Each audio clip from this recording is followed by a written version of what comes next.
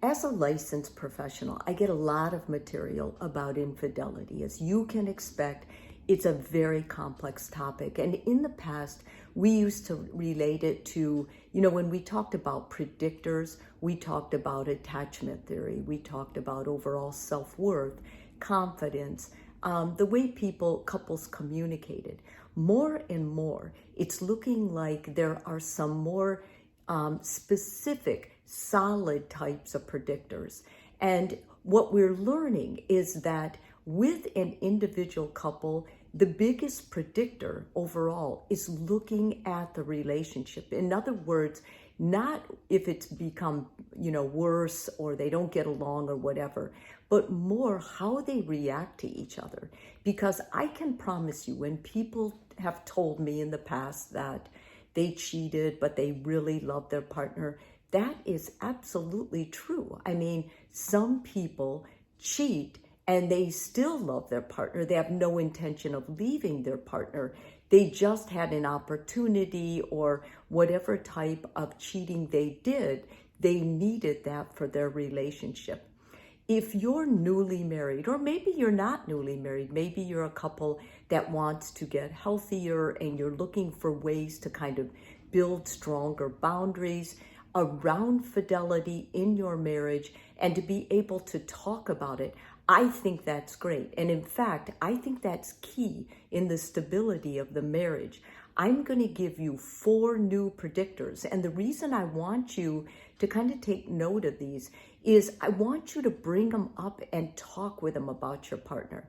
There's an old thinking with any bad news or awkward topic that if you talk about it, you'll actually start getting your partner to think about it. This is untrue.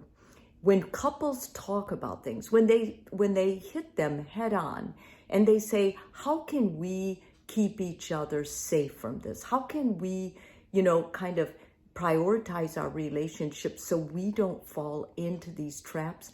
Couples can brainstorm ideas that are far superior to anything I could tell them or anyone else can tell them.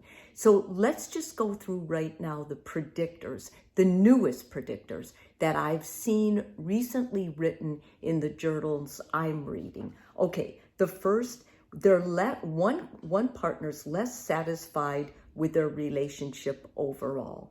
The second predictor, having a low level of sexual satisfaction specifically with that partner. The third, having higher levels of sexual desire in general than your partner does.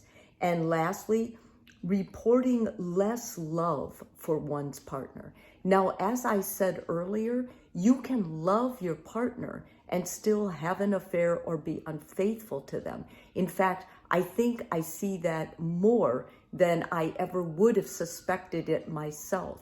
So these 4 predictors are really important to talk about. Although it's not consistent for every couple, it is significant enough overall that they wrote a journal article about it, because this is new. This isn't looking at the education level. This isn't looking at the socioeconomics. It's not looking at attachment theory.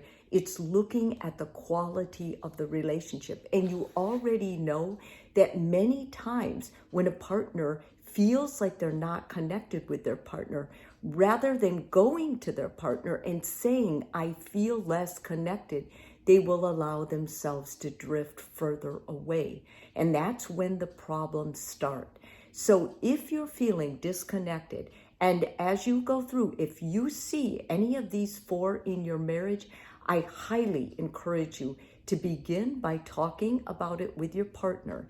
After that, go to a therapist. Find a therapist. If your partner doesn't want to go by yourself at first. Share the information you learn, and then later try to encourage your partner to attend the therapy with you.